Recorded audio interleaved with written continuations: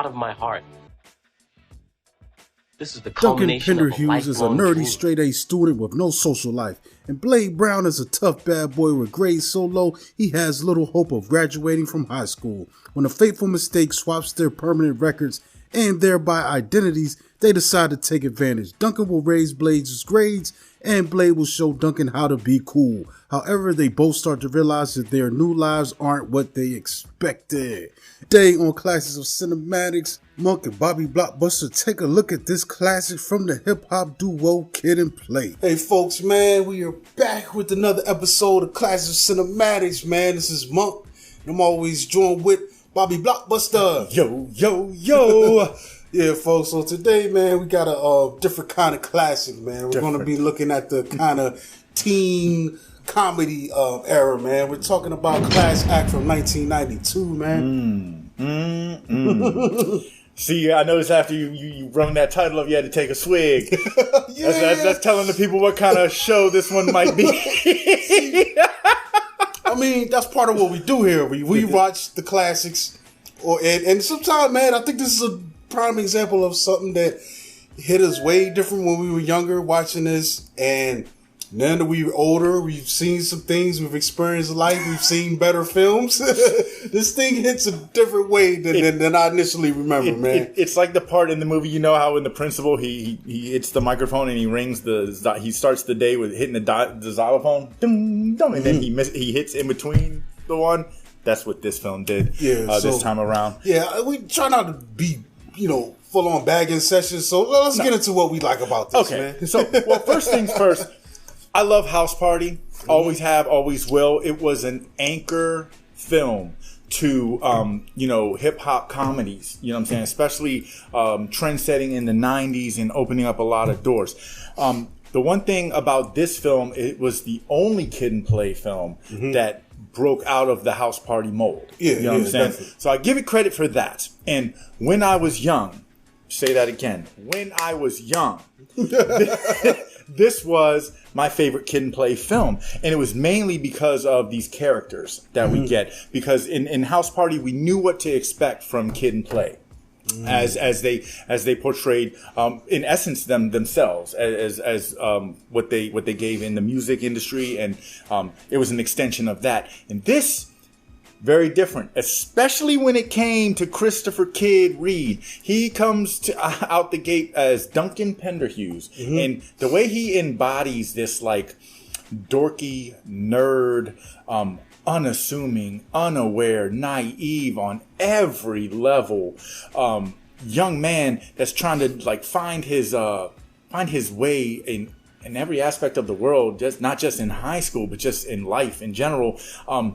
And what really does it for me is the banter, the way he talks. Like, he's got that nerdy voice down packed, dude. Like he's pulling the Urkel, man. He's time. got that, he's playing the stereotypical nerd of this era. Dude, the one part I love, because the Kid was in Play. They were famous for the high top fade, especially kids, when very high. And his dad, they're eating dinner. His dad was like, Duncan, I think you should take a few inches off the top. He's like, oh, Dad, I'm just expressing myself aerodynamically. Which was like, what kind of shit is that? What kind of shit is that? Who would even think to say something like that? Yeah. That's honestly, that is the only part that kind of got to me, because I feel like if he's this such of a nerd, he would not have that haircut.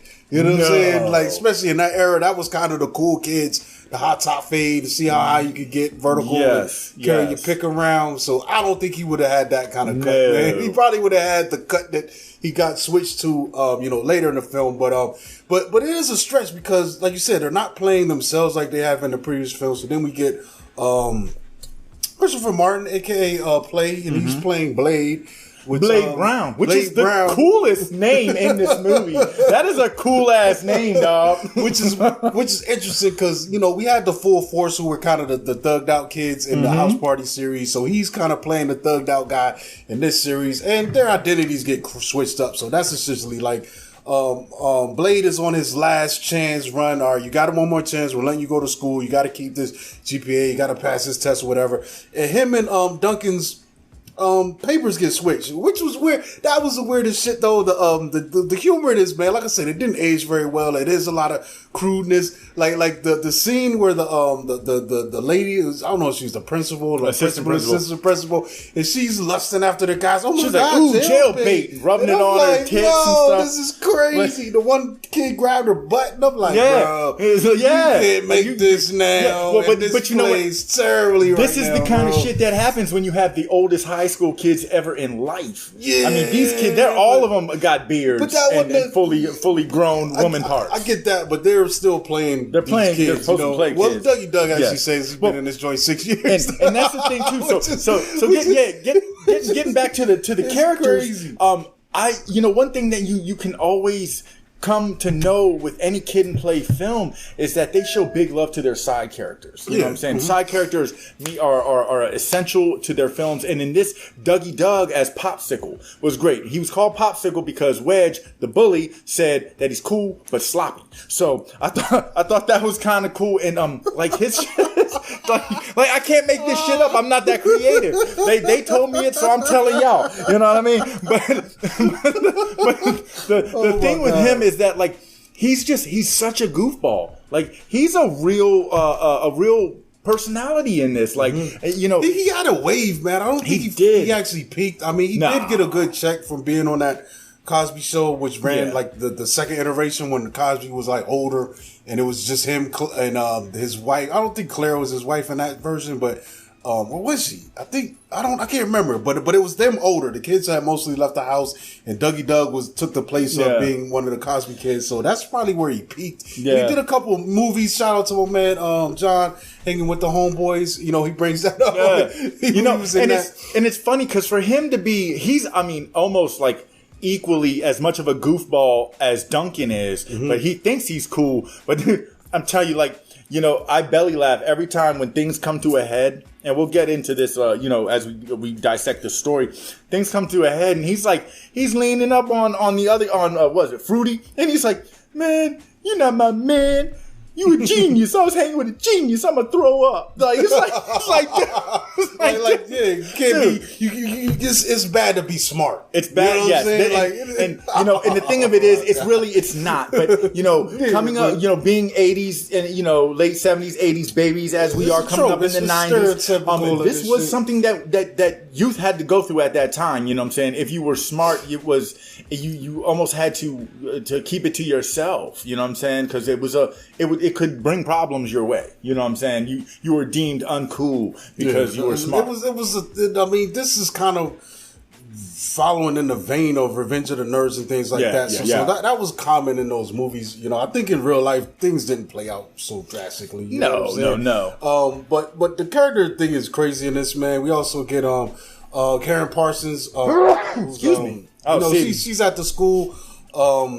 She takes interest in Blade. And then on the flip side, we get Alyssa Rogers plays Demeter, and she's gets involved with Duncan. You know what I'm saying? It's crazy. And it's crazy, because they're both classic. Like actors, you got Fresh Prince, then you got Boys in the Hood, and some other films that Alyssa was in. And the wild thing about their characters is like they would be, hypothetically the perfect match for the one they were actually shooting for. If the role reversal didn't happen, but then it also kind of digs into that other trope where opposites attract. You know what I'm saying? So, but see, the thing is initially out the gate, they don't see them for who they are. They see them for their reputations. You know? Because saying? Parsons, she's definitely attracted. She's more into the smart brainiac guys. Yes. And Demeter is just she wants the baddest bad boy there is. Bad boy, so that you get that flip. But then the characters, just getting back into the character, there's a lot of people in this film, man. We also get Tommy Ford, rest in peace, man.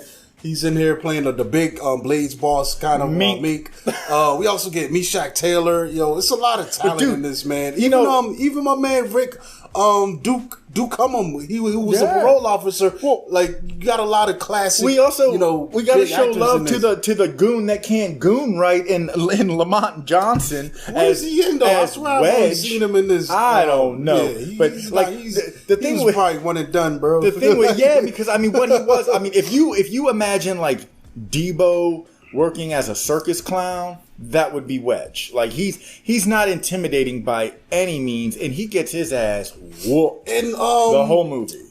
Fruity, is he? That's Bruh-Man from the Fifth Floor. Yeah, he play.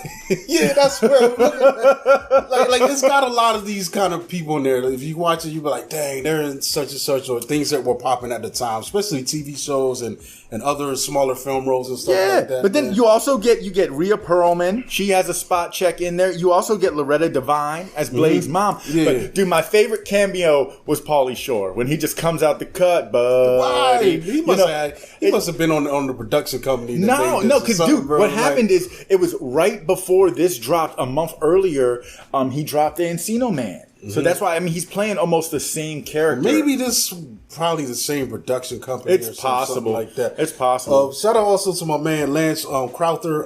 He's one of these guys. You will notice him in a bunch of movies from this era, but he's in there. He's got a small role as one of the student body, but he has definitely a distinct look. I'm trying to think. Yeah, he was in CB4. Talking Dirty After Dark, Class Act. Fear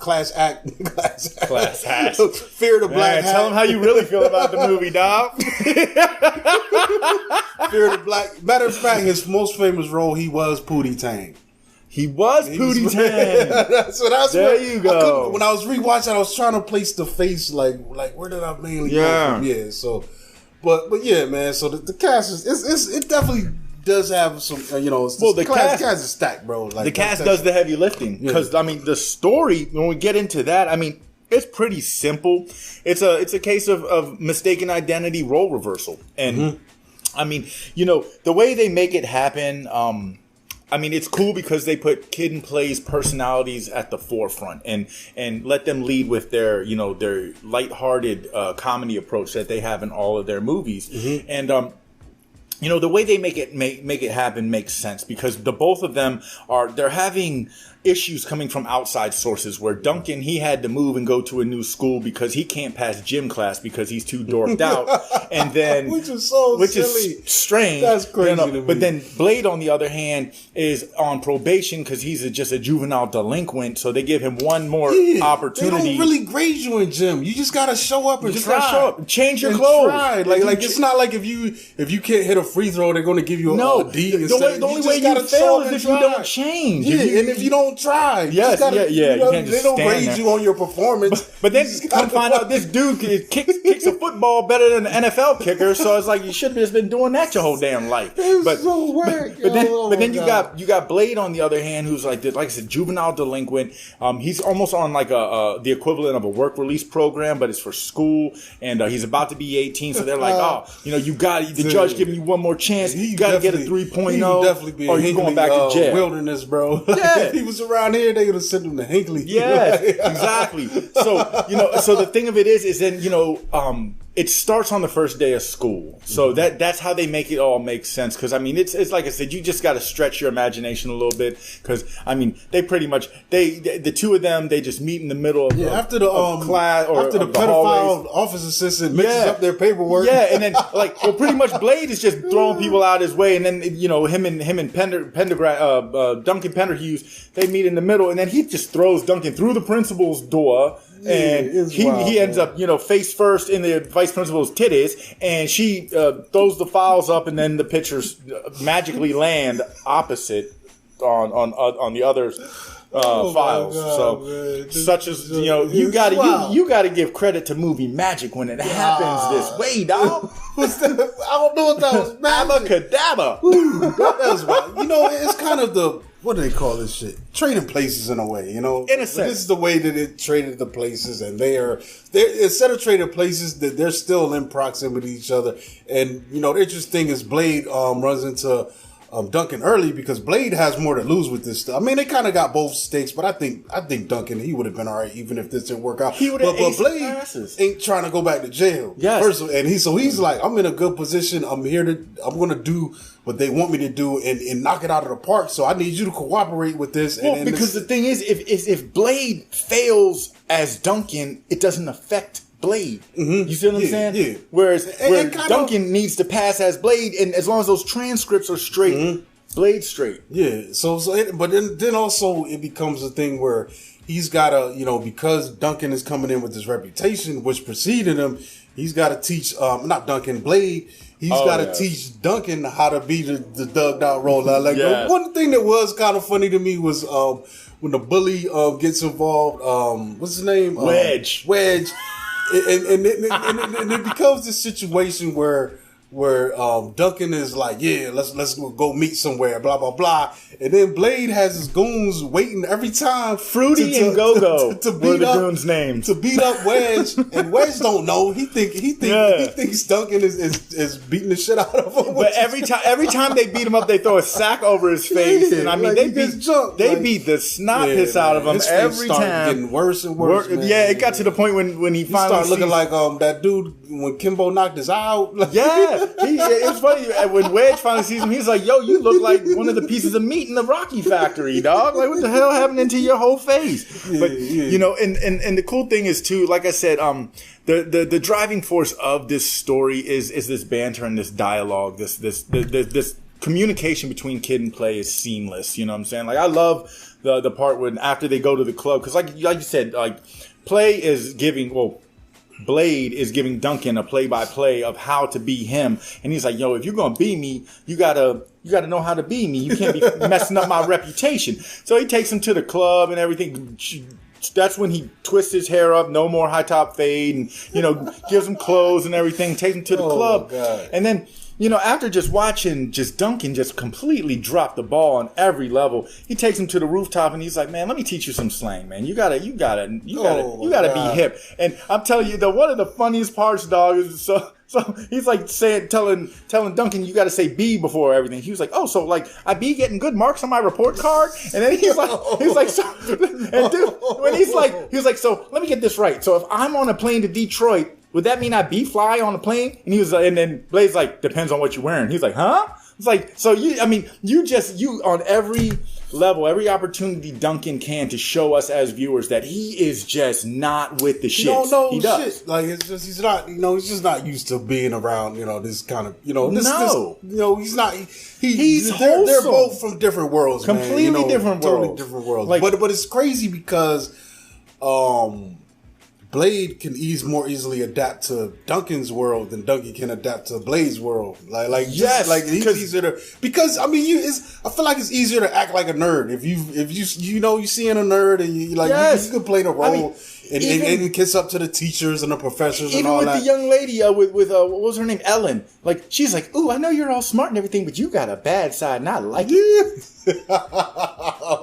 With Demeter, she like, "Man, all this shit happened. When you gonna stick up for me? When I'm saying, when am I gonna see you add up to the reputation that I'm hearing? You gonna risk your freedom for me?" Yeah, exactly.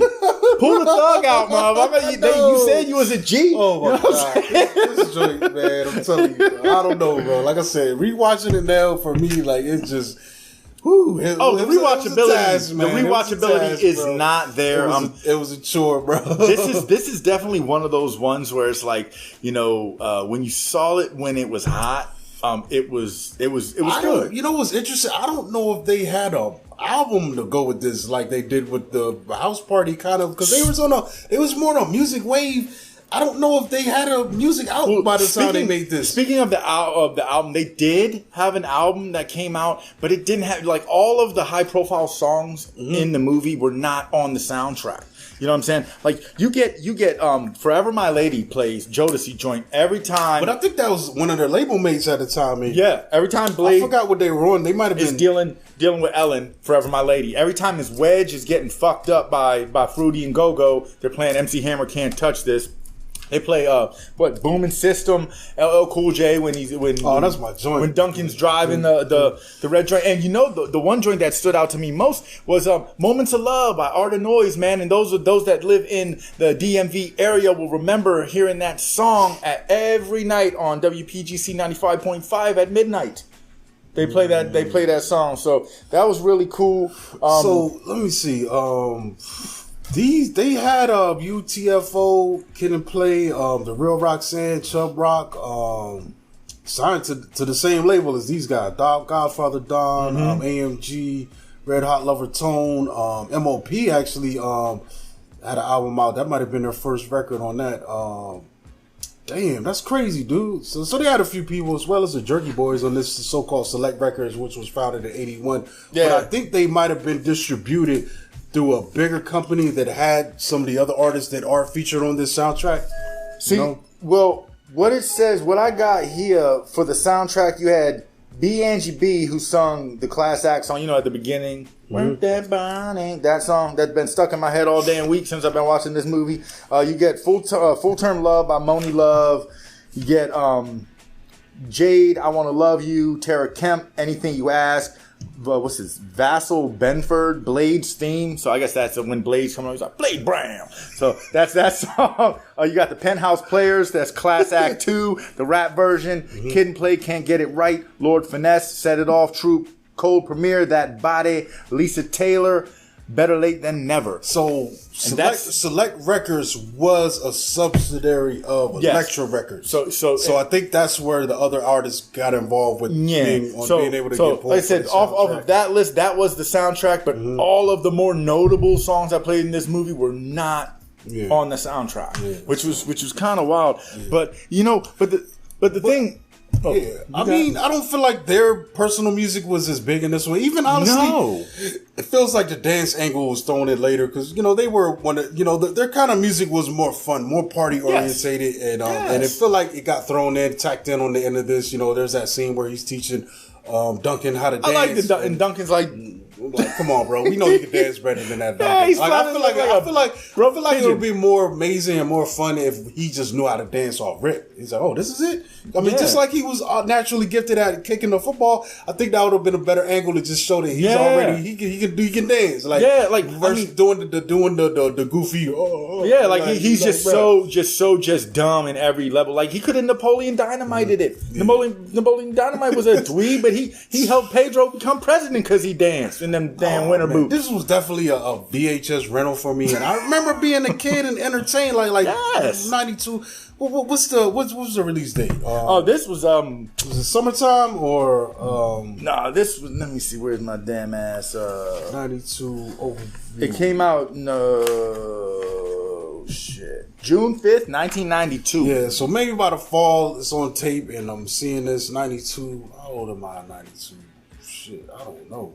I was 10. Let's just say I was 10. I was 14, bro. I was 14 in 92, and I watched it, and I think I enjoyed it. I had a good time with it. I mean, me and my brother watched this shit all the time when it came on HBO. At 40-something, this was like, damn. I mean, I hate to say it like this, but unless somebody requests it, I think watching it this week for the show might be the last watch. I don't think I'm gonna watch this. I don't think I'm gonna. Honestly, to be honest, I didn't finish this rewatch. Oh man, I watched it.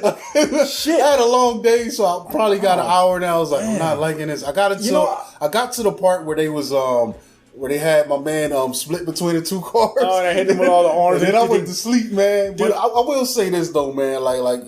One thing about this, I think this might have been their last go at a film. This was. But what they were able to achieve as rappers is crazy, man. Like they were everywhere. They had a Saturday morning cartoon. I was yes. That's what I'm saying. Like the Kid and Play effect was. They might have had a cereal. Did they have? No, cereal? They didn't have a cereal. What they did is they paved the way for rappers.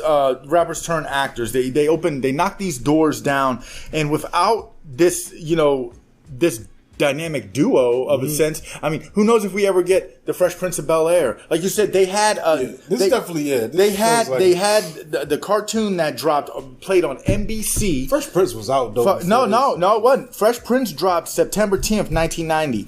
Yeah, this was 92. No, yeah, but House Party came out. House Party came out March 9th, 1990. And then also, the Kid and Play cartoon dropped September 8th, 1990 on NBC, which is also the network that dropped Fresh Prince 2 days later. You know what I'm saying? So, MC Hammer had a cartoon too, man. And then, he was another guy that got super big. Their impact was great. The thing is that in their cartoon, it lasted 1 season, 13 episodes, but not only that, dog, they had a Marvel comic.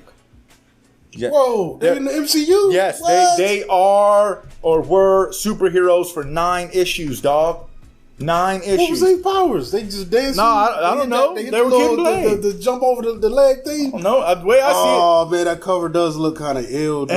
Anyone who's Marvel is a superhero, man. The Kid looks like a girl with a high top fade, though. Yeah, he does. But yeah, dude. Yo, this is wild, bro. The comic came out in 1992. And it had a 9-issue run. And Kid and Play #1 in mint condition. That's just going for $150 to $325. There you go. And the way that they were able to do that is because the cartoon was done through Marvel Productions. So Marvel had their hands on it. And now, I think they said in 2001 the NBC sold the rights to Fox, which then, of course, Marvel and Fox were bought out by Disney. So you should be able to stream the cartoon on Disney Plus. No, you can't though. You can't. They definitely didn't put this. This ain't nowhere. Kid and Play cartoon. They might. I mean, that would be cool though if they do put it. I don't know. I didn't look it up, but I know that they own the rights to. They do. All this stuff. But they ain't on there, dog. Like that would be crazy. Yeah, maybe they're like But see, they're dinosaurs now. They were. Think about how big they had to be because there were a few celebrity things at the time. You had the Mr. T. The other one was remember I forgot what it was called, the All Stars. Oh yeah, Wayne Gretzky, Bo Jackson, and Michael Jordan. Yeah, no cartoon. That was crazy. Yes. And then I watched that every Saturday morning. The MC Hammer joint. There wasn't a whole lot of. You had the WWF Superstars too. Yeah, that one.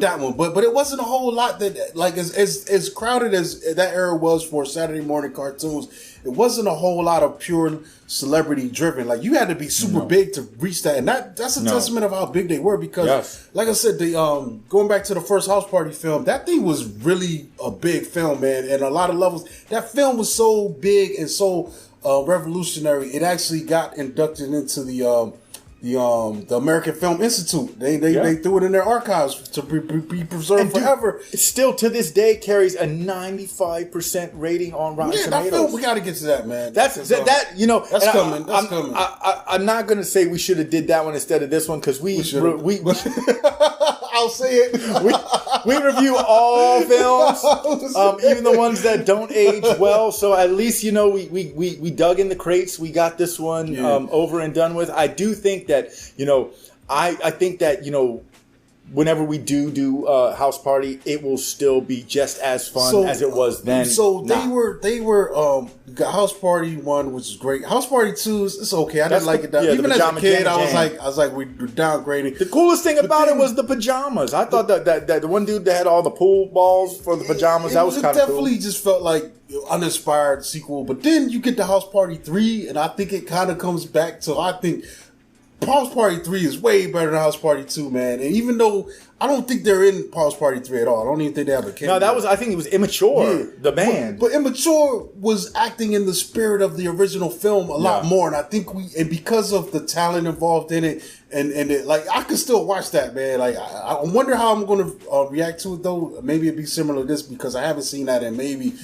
15 years since I watched that on cable or something. But that film, I just remember having such a blast. You got Bernie Mac and just iconic things going on. And those kids are following the same path as Kid and Play did in the original film. And I think that's what makes that thing magical, because we have the aspect of them trying the struggle of putting the party together. And then once the party hits, the party shenanigans. And then the showdown dance battle kind of thing that's going on. So I think that thing has a much better impact. You ever seen the fourth one? Nah, I didn't. I gave up. I didn't. Me neither. They might even have another one after. But I did see the remake, and honestly, I didn't see that one either. As much people were giving that flack, I think that film works because it's just a different generation's take on the same premise, and I think they did a pretty good job, man. It's not Oscar worthy or nothing like that, but I was entertained. I actually liked it more than House Party 2. When they broke out the dance battle, did everyone bring out their phones and be like World Star? They didn't really do that. It was a different kind of story, and I actually appreciate what they did in that, because and the story was going down for different reasons, man. Like I think it was. Did they throw a party? Yeah, oh, okay. In LeBron's house. Which is crazy. Wow. Like I said, I think it had enough new elements, and it's its own thing. Even though it is based on the original premise, I think they did an interesting job with it, man. Especially the cameos and the talent that they had involved, man. You know, it was definitely more entertaining than Class Act. In the long run, trust me, man, it's worth a watch, man. If you were in the mood for an irreverent comedy, I think the remake of this was pretty good, man. You know, well, that's good. Speaking of which, I think I do have a poster, and you guys, you don't take me up on these offers, but if you leave a comment, the first person watching this video says they want the poster, I will send you the poster of the remake of House Party, and it's a cool poster. It's a fully illustrated poster, and it looks dope, man. I think it'll be cool to put on the wall. The gift that keeps on giving. Look at that. Only here at Classes of Cinematics. We are for the people. Yeah, dude. Definitely, man. Yeah, man. Well, on that note, one thing I will this film should come with a warning label, because I watched it like 7 times this week. Probably 6 times too many. But he needs to be getting paid for this. The song at the beginning will get stuck in your head. I've been humming it every morning all week. I was humming it when I walked in here. So I'm gonna be humming it when I leave. I can't believe you did that to yourself, bro. 7 times, bro. I'm a glutton for punishment. What can I say, God, bro? Wow.